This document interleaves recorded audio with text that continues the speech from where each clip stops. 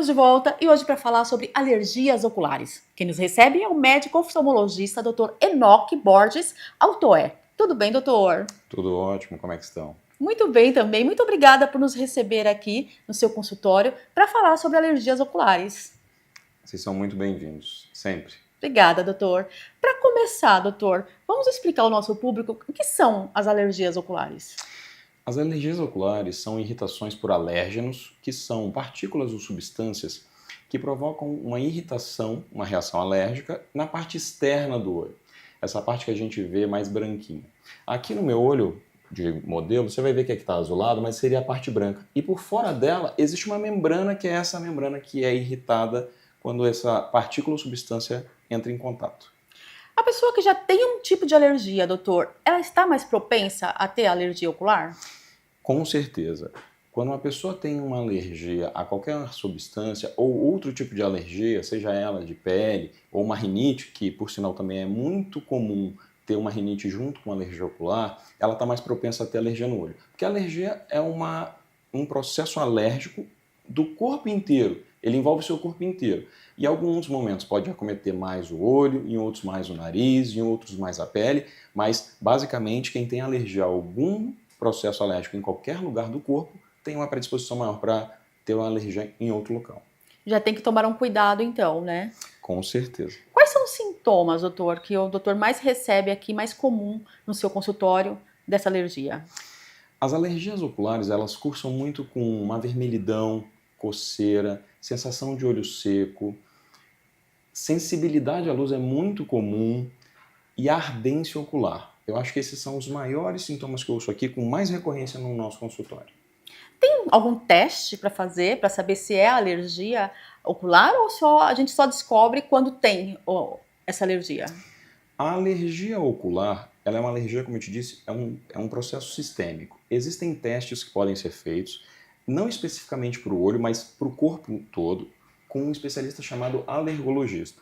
Existe um teste que você faz várias microfissuras na pele, você pega uma injeçãozinha e vai colocando várias substâncias, e ele vai ver o que provoca alergia. É claro que essa alergia ela vai ser provocada no seu corpo inteiro, pode ser nariz, pode ser pele, pode ser olho, mas seria um teste para ser feito. Um teste exclusivo para falar só do olho não existe, até porque a alergia não é só no olho, ela é sistêmica, ela é do corpo todo. Perfeito, doutor. Agora, um hábito muito comum que a gente tem é de coçar os olhos, né? Isso inúmeras vezes durante o dia. Esse é um problema, doutor? Esse é um enorme problema. Eu vou elencar três coisas que você pode ter coçando os olhos. A primeira, é claro, você pode machucar o olho. A segunda é em algum momento levar uma mão suja e gerar uma infecção como uma conjuntivite. E a terceira coisa que você pode ter é que o ato de coçar os olhos repetidamente pode fazer o seu grau alterar e até aumentar. Então, realmente, coçar os olhos seria algo que deveria ser evitado ao máximo custo. A gente tem como prevenir também essa alergia, doutor? Tem alguns produtos, seja maquiagens, que pode piorar essa alergia? A alergia ela pode ser provocada por qualquer substância. Algumas pessoas podem ter alergia a determinada substância e outras não. Então, na verdade, a gente precisa definir e identificar o que provoca alergia nessa pessoa. Uma vez que você sabe que aquilo provoca alergia em você, o ideal seria que você pudesse evitar entrar em contato com isso. Agora, vamos falar um pouquinho também, doutor, dos colírios? A gente tem alguns colírios. Os colírios mais comuns usados na alergia ocular são os lubrificantes, para poder ajudar a limpar e hidratar os olhos. Temos antialérgicos, que são antialérgicos não hormonais, que não envolvem corticoides. Temos os antialérgicos que são hormonais com corticoides e, inclusive, em alguns casos, usamos remédio oral para auxiliar no nosso tratamento. O ideal é que realmente passe pelo oftalmologista para saber qual tipo de colírio o doutor vai estar indicando para esse paciente, não é mesmo, doutor?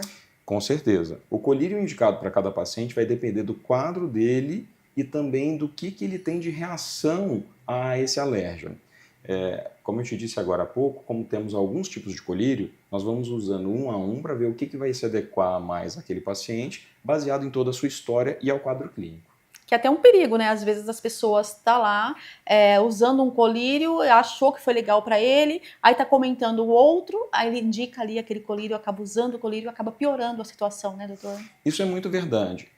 Algumas vezes você pode ouvir o seu vizinho ou algum colega te indicando um colírio para determinada situação, mas eu já tive alguns pacientes que inclusive desenvolveram glaucoma pelo uso excessivo de colírios com corticoide, porque achou que aquele colírio poderia ser utilizado para qualquer quadro de alergia. E esse uso prolongado pode desenvolver um glaucoma ou outras doenças.